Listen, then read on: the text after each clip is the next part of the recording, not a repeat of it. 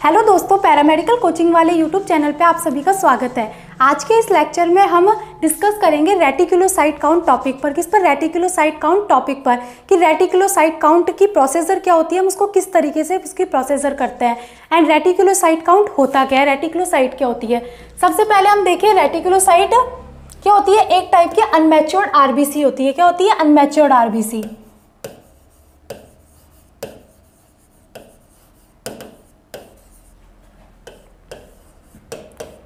Reticulocyte count क्या होती है? रेटिकुलोसाइट एक टाइप की अनमैच्योर्ड आरबीसी होती है। जब इसके अंदर आगे चलकर इसके अंदर ब्लास्ट होता है, क्या होता है? आगे चलकर इसके अंदर ब्लास्ट होता है तो क्या होती है? इरिथ्रोसाइट बनाती है। उसको हम क्या कहते हैं? इरिथ्रोसाइट।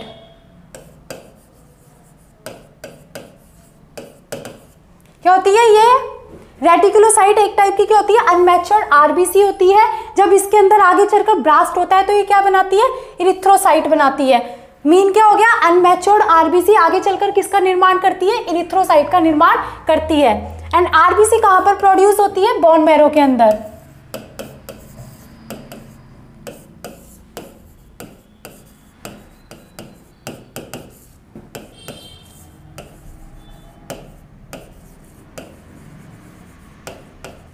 आरबीसी कहां पर प्रोड्यूस होती है? बोन मैरो के अंदर आरबीसी प्रोड्यूस होती है। हम मोस्टली रेटिकुलोसाइट जो काउंट होता है वो करते क्यों है? जैसे हमको लग रहा है कि हमें एनीमिया की प्रॉब्लम हो सकती है।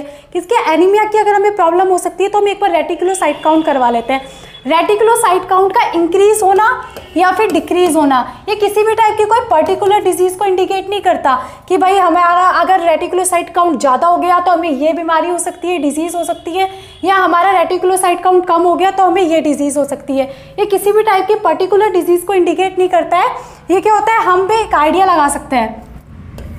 रेटिकुलोसाइट काउंट का ज़्यादा हो जाना, इंक्रीज हो जाना, तो किसको इंडिकेट करता है? हीमोलाइटिक एनीमिया को।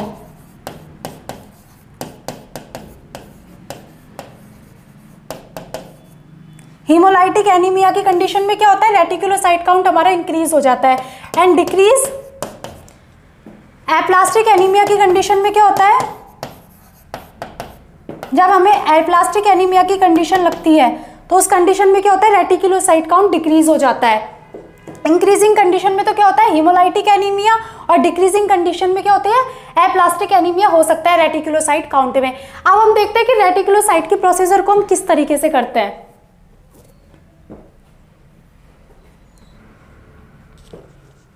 रेटिकुलोसाइट काउंट, इसका क्लिनिकल सिग्निफिकेंस क्या होता है?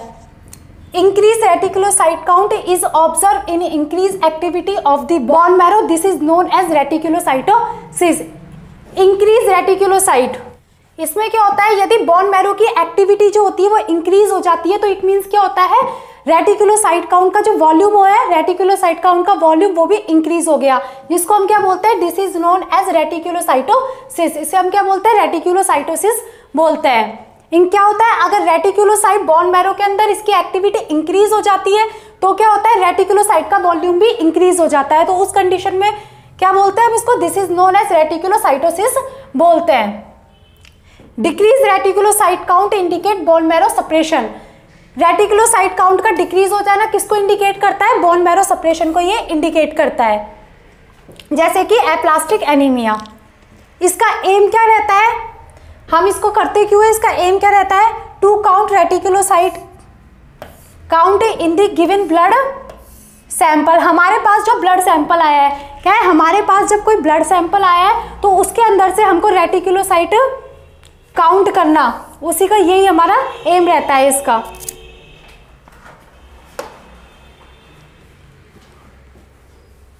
इसके प्रिंसिपल क्या है? The supervital stain method is used.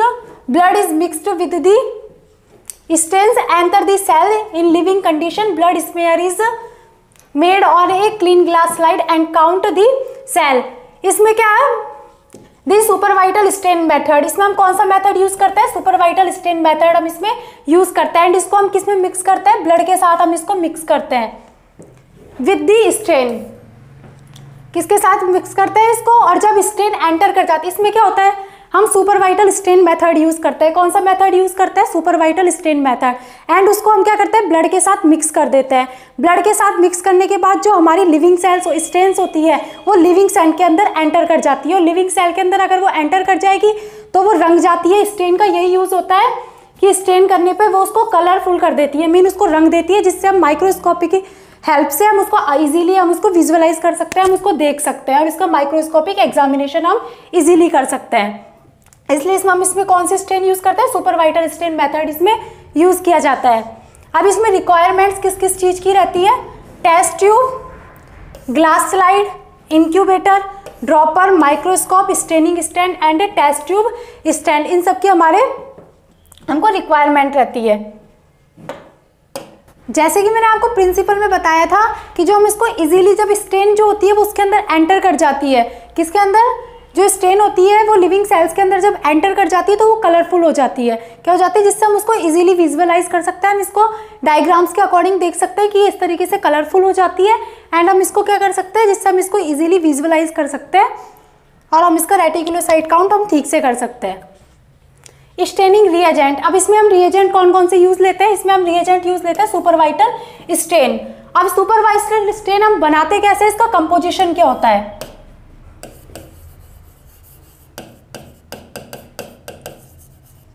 इसको सुपरवाइटल स्टेन को हम बनाएंगे कैसे? इसका कंपोजिशन क्या रहेगा?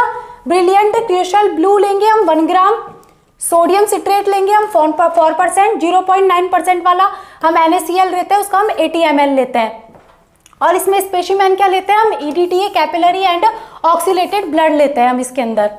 अब इसके हम प्रोसेसर देखते हैं। पहले मैं आपको एक बार प्रोसेसर समझा देती हूँ। सबसे पहले क्या करेंगे? हम एक टेस्ट ट्यूब लेते हैं। क्या लेते हैं हम? सबसे पहले एक टेस्ट ट्यूब लेंगे। ये क्या है? Test tube. इसके अंदर हम 2 ड्रॉप किसकी डालते हैं? इसके अंदर हम 2 ड्रॉप मिक्स करते हैं सुपरवाइटल स्टेन की।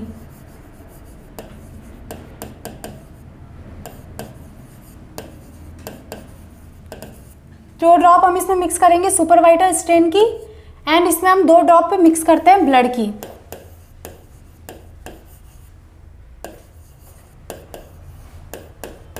इसके बाद क्या करते हैं? हम इसको अच्छे से मिक्स वेल करते हैं, मिक्स कर देते हैं हम इसको अच्छे से। क्या लेते हैं? हम एक टेस्ट ट्यूब लेते हैं। टेस्ट ट्यूब में हम 2 ड्रॉप तो किसकी डालते हैं? ब्लड की डालते हैं। एंड 2 ड्रॉप हम हमारे जो सुपरवाइटल स्टेन बनाई थी हमने, हम उसकी 2 ड्रॉप लेते हैं। उसके बाद क्या करते हैं? हम उसको अच्छे से मिक्स कर देते हैं। मिक्स करने के बाद क्या करते हैं? हम उसमें ये जो हमारा मिक्सचर था इसको हम 37 डिग्री सेल्सियस पर इंक्यूबेट करते हैं। क्या करते हैं? हम 37 डिग्री सेल्सियस पर हम इसको इंक्यूबेट करेंगे।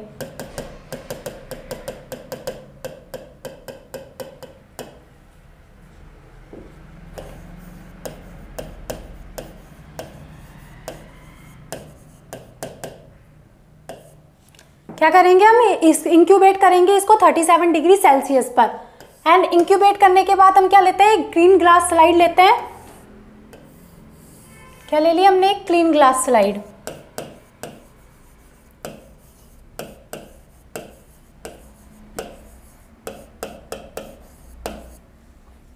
ये क्लीन ग्लास स्लाइड ले लियो। क्लीन ग्लास स्लाइड में हम क्या लेंगे?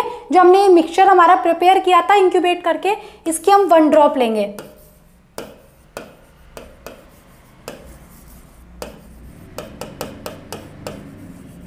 क्या करेंगे? इसकी हम 1 ड्रॉप ऑफ मिक्सचर लेंगे एंड देन इस मिक्सचर को हम इस पे स्प्रेड कर देंगे। क्या कर देंगे? स्प्रेड कर देंगे, मीन हम इसको फैला देंगे, स्प्रेड कर देंगे। और इसको 10x एंड 100x पर इसका हम क्या करेंगे? माइक्रोस्कोपिक एग्जामिनेशन करेंगे। इसको हम ऑब्जर्व करेंगे, इसका माइक्रोस्कोपिक एग्जामिनेशन करेंगे। इस तरीके से हम रेटिकुलोसाइट को हम काउंट करेंगे 10x एंड 100x पर।